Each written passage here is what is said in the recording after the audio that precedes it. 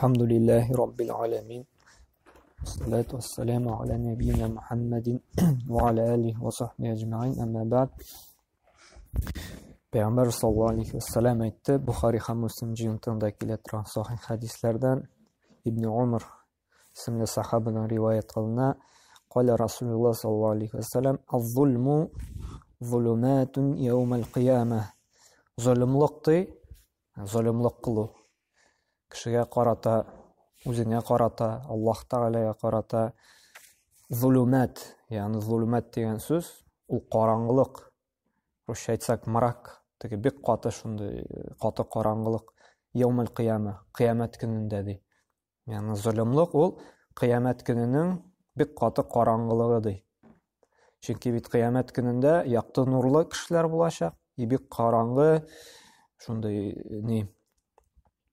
Aşar kıyafette bulaşak kişiler. Hem Allah subhanahu teala Kur'an'da da ayta: "Yevme teral mu'minine vel mu'minati yes'a nuruhum beyne eydihim" de.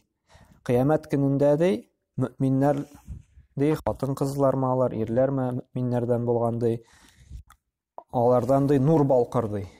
Bu bizning Hadid suresi 12. ayetinde bu müminlerden kıyamet günü nur balkır de, yaktılık. Kim indemne zulümlük kıla, aların inde şunday qarаңғы, bek našar, şunday kıyafette bulaşaklar inde. Ham zulümlük degende kelgende biz beten bilirge tiyishmiz, şunday qiyomat kunida bizga qarаңғылык bulmasın için, qarаңғы ravishda kelmesi için biz bilirge onlarga tiyishmiz. Narsasi zulümlük. Zulümlük ul til yağından alganda zulüm. Ул qarаңғылыкны аңлата. Şu hadisте nitip тұра инде дәлел болып тұра. Тіл яғынан қарағанда да ол қараңғылық. Шәрғи яқтан, терминология яғынан қарасақ инде zulümлік нәрсе, ол шушы орынға тиешлі әйбірні шушы орынға қоймау. Мәселен, бейтін, һәр бір нәрсенің өзінің вазифасы, һәр нәрсенің өзінің орыны бар. Шолай бейтін. Hamna şunu öz orununa koymazsan, indi şuşu zulümlük bula. Mesela meşitning öz orunu var. Şolay bit, meşit ul narsa için Allah'ını zikir etir için, ibadet kılar için, ilim alır için. Onun orunu, meşitning maksatı ul şuşu Allah'a yakınayıp ibadet kılar. Şolay bit indi. Eğer de meşitte narsa, jir konsert ötkersek, tiyatr koysak, bu narsa, bu terminologiyadan qarasa, bu zulümlük bula. Çünkü onun orаны klub түгел. Мұның тиеші орыны ғибадат қылу. Zulümlük her нәрсенің тиешлі орынына қою. Бұл біздің терминологиямда шарғи яқтан zulümlük шул була. Ham zulümlük үш түргә бөлінеді. Біріншісі Аллаһ Тағалаға қарата қылынған zulümlük. Әгәр дә біз Allah'tan başka бүтән иләхкә, бүтән кеше уйлап чыгарган нәрсәләргә табынабыз икән, бу zulümlük була. Ни өчен? Чөнки гыйбадатны без үз урынына куймадык. Гыйбадатның үз урыны нәрсә? Аллаһ Тәгаләгә. Чөнки ул безне барлыкка китерде. Ул безгә үз нимәтләрен биреп тора. Һәм без шуның өчен шөкер итеп аңа гыйбадат кылырга тиешбез. Бүтән кеше уйлап чыгарган иләхләр. Анда кимдер кишигә табына, кимдер анда агачка табына, кимдер ташка табына, кимдер фәрештәгә табына, санап бетергесез. Кимдер акчага табына. Бу гыйбадатыбыз аларга тиешле түгел. Ни өчен? Чөнки алар бер нәрсәне бар китермәгән. Аллаһ Таала бар китергән һәм алар гыйбадатка лаеклы түгел. Шуңа күрә бу тиешсез, zulümлük була. Һәм моңа дәлил дә бар. Куръанда Аллаһ Субханаһу Тааля Лукман сүрәсенең 13-нче аятында әйтә: Инна ширка ля зульмун азим ди. Дөрестлектә ди, хаклыкта ди, ширк ди, иң зур zulümлыкларның берсе ди.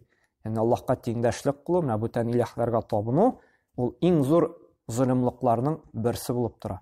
Аллаһка карата да zulümлык кылып була. Әгәр дә без аңа гыйбадат кылмыйбыз икән, иң зур, иң Аллаһ Таала кичерми торган zulümлыкларның берсе була.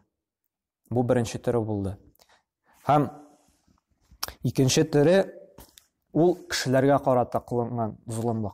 Аларның намусларына карата, Mesela pak, чиста, bir saf hатын kızını Біз ғайыплыбыз икән, зина қылып йөри, анда иратлар белән йөри. Аларны шушындай фахиш сүзләр таратабыз икән, хаклыкта ул андый булмыйча, без аңа зөлемлек кылган булабыз, чөнки аның намусын бузабыз. Яки кешенең малын хаксыз рәвештә алсак, мәсәлән, урладык ди. Без зөлемлек кылабыз. Ни өчен? Чөнки аның малы безгә тиешле түгел. Аның урыны шушы малның бездә түгел. Аның урыны шушы кешедә, шушының малы. Әле аннан да куркыныч зулымлык талап алсаң. Мәсәлән, зарплата алды, шуннан кайтып бара, син артыннан килдең дә, башына бәрдең дә, тартып алдың икән, бу тагын да каты зулымлык. Чөнки син беренче сәламәтлегенә зыян китерде, икенчедән аның малын алдың. Бу кешегә карата зулымлык. Һәм шулай хайваннарга карата зулымлык була. Мәсәлән, үз астыңда хайваннар бар димә, сыер, кәҗә, анда сарыклар, бузаулар. Һәм инде тиешенчә, мәсәлән, хакын бирмисең, ашатмыйсың аларны. Әш килеш тотасың, мәсәлән, шулаймы, аларнан да теге газаплыйсың. Бу шулай зулымлык була. Чөнки аңа хакын бирмисең, хакын үтәмисең. Кешене рәнҗетәсең. Мәсәлән, синдә кеше эшләде ди, без, мәсәлән, сиңа сөйләштегез ит үзергә, шулай бит, браконьчик белән. Шундый бәягә 50 меңгә сиңа өеңнең стенасын күтәреп бирәм ди. Диварын ди бинне. Сөйләштегез 50 меңгә күтәреп бирәм ди. Һәм эшләп бетерде дә, син бөтен эшен тиешенчә үтәде, җиренә җиткерде, сиңа ашады, әмма ләкин син бирәсең килми, саранланасың, 40 мең генә түлисең. Һәм төрле анда сүзләр табып, гаип табып инде түләмичә калдырасың. Бу кешегә карата зулымлык була. Чөнки син хакына кирдең. Бу зулымлык була. Син сөйләштең бер сумма, әмма син кимсетеп бирдең аны. Ул кеше рәнҗеде сиңа, тиешенчә үтәмәде, зулымлык була. Һәм Пәйгамбәр саллаллаһу да әйтте, Бухари җыентыгында килә торган бер хәдисендә: "Иттaqi da'wat mazlum fa innahu laysa baynahuma wa bayna Allah hijab." Шушы мазлум, зулымлык кылынган кешенең дуасыннан куркыгыз ди. Чөнки Аллаһ белән аның арасында киртә юк ди. Бу безгә карата да куркыныч. Һәм икенче яктан караганда да безнең өчен бик яхшы корал ди инде. Мәсәлән, безгә каршы була, әгәр дә без бер кешегә зулымлык кылдык икән, берәр хакын буздык икән, име? Аңа карата намусын анда пычраттык, яки рәнҗеттек. Әгәр дә ул кеше безгә каршы дуа кыла икән Аллаһ Тәгаләгә, шушы кемгә зулымлык кылдык, Аллаһ белән аның арасында бер киртә юк. Ягъни дуасын һичшиксез җавап бирә. Әгәр дә кылды икән, бөтен малын, бөтен үзен, бөтен гаиләсен юкка чыгар, я Раббым дип дуа кылды икән, Аллаһ Тәгалә моның дуасын һичшиксез бер киртәсе кабул була. Шуңа күрә бу бик хәтәр кешегә зулымлык кылу. Аллаһ Тәгалә дуа белән ялвара икән, Аллаһ Тәгалә аңа бик каты шир авырту бирде. Аллаһ Тәгалә бирәчәк. Чөнки кешегә зулымлык кылырга ярамый, Аллаһ Тәгалә зулымлык кылганны яратмый. Ул әйтә нәрсә ди? Мин дә үземә тыйдым ди зулымлык кылырга, һәм сезгә дә шулай харам итеп кылдым ди зулымлыкны. Зулымлык бик зур гына, бик куркыныч. Шуңа күрә менә дуасы да кемгә зулымлык кылды, аның киртәсе кабул була. Безгә дә берәр кеше зулымлык кылды икән, безгә карата берәр кеше шулай ук без дуа кылабыз икән, ул кешегә карата Аллаһ Тәгалә безнең дуабызны да нәрсә киртәсез кабул була. Чөнки дәлил бар, Пәйгамбәрбез әйтә, куркыгыз ди, шушы мазлум, зулым кылынган кешенең дуасыннан ди. Чөнки аның арасында ди Аллаһ Тәгалә белән киртә юк ди. Бу безне этәрән эшләргә, кешегә зулымлык кылудан туктата, һәм безгә зулымлык кыла икән, без дуа кылабыз. Ләкин яхшы, әгәр дә без хидаят сорап дуа кылсак, бу күпкә яхшырак.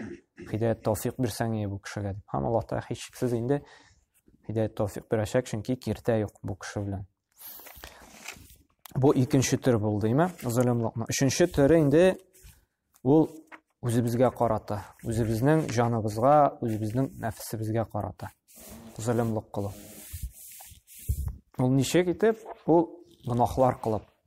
Без Аллаһ Тәгаләгә итагать итмибез икән, гынахлар кылабыз икән, без үзебезгә зулымлык кылабыз. Чөнки Аллаһ Тәгалә, мәсәлән, Адел хакимиясе безгә әмер итте бары тик халал ризык белән тукланырга. Ишебезгә, курсагыбызга, авызыбызга халал ризык кына салырга, ашарга кушты. Шулаймы? Әгәр дә без харам ризык ашыйбыз икән, харам ризык тутырабыз икән, без зөлемлек кылган булабыз үзебезгә карата. Чөнки аның урыны ул халал ризык. Аллаһ Тәала әманәт итеп бирде тән әгъзасын, ниме? Һәм без халал белән генә тукландырырга тиешбез. Аның урыны ул халал ризык. Әгәр дә без харам белән тутырабыз икән, biz тиешле урынга куймыйбыз шушы ризыкны. Без зөлемлек кылган булабыз үзебезгә карата. Һәм шуның өчен без үз тәнебезне җәзага, Аллаһ Тәаладан газапка дучар итәбез. Чөнки бит һәрбер гынаһның аның әсәре бар. Бер гынаһта ул иссез генә юкка чыкмый. Нинди генә гынаһ кылсак та, аның өчен Аллаһ Тәаладан үз җәзасы киләчәк. Шулай бит? Яки анда авыртып китәбез, яки бер кайгы хәсрәт киләчәк, яки анда бәрәкәт китәчәк малыбызда, нидер булса, һәрбер гынаһның әсәре бар. Һәм шуңа күрә, бу зөлемлек кылгач инде без үзебезнең тәнебезне шушы газапка этәрәбез. Күрәм, бу сакланырга кирәк безгә. Үзебезнең тәнебезгә дә, үзебезгә дә зыян китерүдән. Һәм шулай ук зөлемлек кылу кешегә карата ул безнең изге гамәлләребезне юкка чыгара. Ничек итеп? Пәйгамбәр саллаллаһу алейһи ва саллям Муслим җыентыгында килә торган хәдистә кеше килер ди кыямәт көнендә бик күп изге гамәлләр кылып ди. Бик күп гыйбадәтләр белән, бик күп изгелекләр белән. Һәм инде хисап кылына башлагач ди, ва яти ва кад шатама һәза. Монда да бер җирдә бер кешене сүккән ди. Бер җирдә ди хаксыз кешенең малын ашаган ди, яки урлап, талап. Бер җирдә ди кешенең хаксыз канын чыгарган ди, яки пычак белән кадаган ди, яки кискән. Бер җирдә сугышкан ди, яки кыйнаган ди. Һәм ди шушы кешеләрне, зөлемлек кылган кешеләр кыямәт көнендә киләчәк, һәм әйтәчәк: син мине шулай итеп рәнҗеттең, син мине кыйнадың, син мине анда пычак белән кададың, син мине малымны урлаганың, син мине сүккәнең дип. Әйдә, хәзер безгә сөйләшергә кирәк. Аллаһ Тәала менә җибәрде кыямәт көнендә инде буйма. Изге гамәлләреңне бир дип. Шул вакытта мин сине кичерәм дип. Һәм изге гамәлләрне алачак кыямәт көнендә шушы кеше. Һәм шулай итеп килерләр дә кешеләр, бите изге гамәлләрне алып бетергәч инде, изге гамәлләр бер нәрсәсе дә калмагач, тагын кешеләр киләчәк бит, зөлемлек күп кылган булсаң. Бу вакытта нишләячәкләр? Теге зөлемлек кылган кешеләр гынаһларын сиңа бирәчәкләр. Сиңа бирәчәкләр, һәм инде син алар сине кичерсен өчен инде тиеш буласың аларның гынаһларын үзеңә алырга. Шулай итеп, изге гамәлләрне юкка чыгып, аларның гынаһлары белән инде син кыямәт көндә батачаксың. Бу хадисләр шундан соң инде нәрсә ди? Сумма туриха финнар. Шундан соң җәһәннәмгә атырлар ди. Шушындый кешене инде. Бу дәлил булып тора, зөлемлек кылуның кешегә нинди куркынычлыгы, нинди куркыныч гынаһ булуы турында. Шуңа күрә безгә сакланырга кирәк кешегә зөлемлек кылудан. Һәм икенче хадистә әйтә, шулай Муслим җыентыгында килә торган икенче риваятта Җабир исемле сахабадан риваят кылына: иттaqu zulma ди. Зөлемлектән куркыгыз. Иттaqu, ягъни куркыгыз дигән сүз ерак булыгыз. Калдырыгыз, якында бармагыз дигән сүз инде. Зөлемлеккә инде. Fa inna zulma zulumati yawm al-qiyamah. Чөнки зөлемлек ди, ул кыямәт көненең караңгылыгы ди. Нәле сөйләдек бит инде зөлемлек турында. Wattaqu shuh fa innahu ahlaka man kana qablakum ди. Һәм куркыгыз ди, ерак булыгыз ди, ерак торыгыз ди. Шух. Шух нәрсә икән аңлатабыз. Fa innahu ahlaka man kana qablakum. Чөнки менә бу шух сезгә хәтлек булган кавымнарны ди халакәткә юлыктырды ди, халакәткә илтте ди. Юкка чыгарды ди. Шух нәрсә дигән сүз галимнәр арасында хилаф булды. Шух ул саранлыкның бер төре. Гарәп телендә бар бахил дигән сүз, ул саранлык, бар шух. Кайбер галимнәр моны бер мәгънәдә әйтә, саранлыкты кайберләре бүлә. Саранлык бахил дип аталаймы? Ул үзеңдә булган нәрсәне кемгәдер бирергә саранланасың, бирәсең килми. Шух ул үзеңдә булган малны бирергә саранланасың. Һәм шулай ук кешедә, кеше кулында булган кешенең малында үзеңдә булдырасың килә. Ничек итеп? Яки талап алып, урлап алып, яки биреп бетермичә, мәсәлән, син начальник кеше ди, шулаймы? Кешенең зарплатасын, мәсәлән, кисәсең анда бер хаксызга, үзең алып каласың, биреп бетермисең.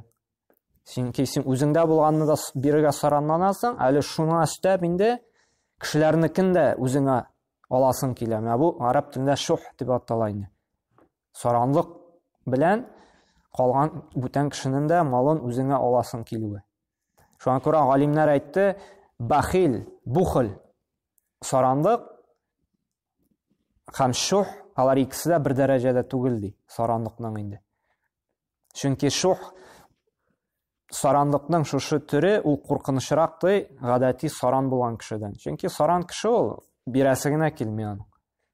Калганнарга зыян китерми. Кыямәт көндә ул җавап бирәчәк саранлык өчен. Чөнки мусульман кешесе ул юмарт булырга тиеш. Пәйгамбер саллаллаху алейһи юмарт булды, сахабалар да юмарт булды, юмарт булырга тиеш. Ләкин моның саранлыгы үзенә генә зыян китерә. Чөнки кыямәт көндә үзе өчен генә җавап бирәчәк. Шух саранлыкның шушы төре. Ул җәмгыятькә дә зыян китерә. Ничек? Ул урлый башлый, ул кешеләрне талый башлый, ул хаксызга кешегә, мәсәлән, хезмәт хакы түләми. Мәсәлән, бит күп шундый чиновниклар шулай бит. Ул саран бирәсе килми, һәм инде тагы аның астында булган эшләүчеләрнең акчасына кызыга да, анда 10 мең арасына анда 7 меңне генә бирә, саранлана, чөнки калганын үзенә тели алырга. Һәм нәрсәдә сезгә хәтлек булган кавымнарны да халакәткә илтә юкка чыгарды ди. Шушы саранлык аркасында нәрсә сугышлар, кан куюлар чыкты. Ни өчен соң кеше урлый, ни өчен кешене талый, кешене үтерә? Чөнки аңа үзендә булган мал җитми, ул калган кешеләрнекен дә аласы килә. Саранлык шуңа каты дәрәҗәдә, көчле дәрәҗәдә. Аңа җитми үзенеке генә. Калганнарныкы бүтән кешеләрнеке дә кирәк. Шуңа күрә Пәйгамбер саллаллаху алейһи шушы ике гынахтан безне ерак булырга кушты. Чөнки менә бу шух, ул саранлык, шулык зөлемлеккә керә. Шуңа күрә ул шушы хадистә икесе бергә килә. Шушы гынахтан сакланыгыз, ерак булыгыз ди. Кыямәт көндә шуны караңгылык булачак ди. Ике гынахны, чөнки менә бу урлап алу, талап алу, ул шулай ук зөлемлеккә керә. Ләкин монда искәртеп әйтәм, менә шушы шух, шушы саранлыктан ерак булыгыз, якында бармагыз ди. Шуңа күрә менә бу безне кисәтә, менә бу хадислар кешегә зөлемлек кылудан. Аннары әтияни турында әйтергә аткан зөлемлекне сөйләгәндә, кешеләргә зөлемлек кылу икенче төр сөйләдек бит, кешенең намусын бозу, кешенең әйберен урлау дип. Менә монда шулай әтиянигә зөлемлек кылу. Менә бу бик мөһим, онытканмын, әле искә төште. Әтияни, мәсәлән, сине үстерә, карый, төн йокысын йокламыйча, сине яратып, нәҗисеңне юып, чистартып, бөтен малын сиңа сарыф итә, кызганмыйча, кирәклесен ала. Һәм инде үсеп җиткәч инде, әгәр дә син аның сүзен тыңламыйсың икән, аңа авыр сүз әйтәсең икән, кайтып аңа булышмыйсың икән, менә бу кешеләргә карата иң зур зөлемлектән берсе була, әтиянигә карата. Чөнки иң каты гаделсезлек ул әтиянигә карата. Чөнки ул сине иң якын кеше, ул сине кичкенәдән карап үстерде, иң яраткан кешеләр, һәм син инде шушы тиешле хакын үтәмисең икән, син аңа зөлемлек кылган буласың. Иң зур менә иң куркыныч, иң беренче урында тора торган зөлемлек ул Аллаһ Тәгалә хакы бит, неме? Без әйттек бит, инна ширка ля зульмун азим дидек. Аллаһ Тәгаләгә тиңдәшлек кылу иң зур зөлемлекләрнең берсе. Икенче иң зур зөлемлекләрнең берсе ул менә шушы әтиянинең хакын үтәмәү. Һәм менә шушы зөлемлекләрдән, шушы саранлыклардан безгә ерак булырга кирәк, сакланырга кирәк. Чөнки шушы хадистә безне Пәйгамбер саллаллаху алейһи куркытты, ерак булыгыз ди, куркыгыз ди. Һәм шулай ук дуа кабул була. Мазлумның кемгә зөлемлек кылды. Шулай куркыныч. Бу безне туктатып калырга тиеш кешегә зөлемлек кылудан. Чөнки кешегә зөлемлек кылсак, безгә начар ягы белән киресенчә үзебезгә зыян китерергә мөмкин без. Һәм инде безгә золым кылсалар, без аңа карата дуга кыла алабыз инде, бик көчле корал инде. Әмма ләкин хәерлерәк ул кешегә хидаят сорап, тәвфик сорасак, ул безгә хәерлерәк булачак инде. Туры юлга бassa, төзәлсә, яхшыланса, үзгәрсә. Һәм Аллаһ Субханаһу Тәгалә инде безгә тәвфик хидаят бирсен, үзебезгә кешегә золымлык кылмыйча, саран булмыйча, кушканнарын гына үзе риза булган гамәлләр кылып яшәргә һәм фирдәүс җәннәтләренә керергә. Субханакалла бихамдика ва ашһаду ан ла илаха илля анта астагфирука ва атубу илейк.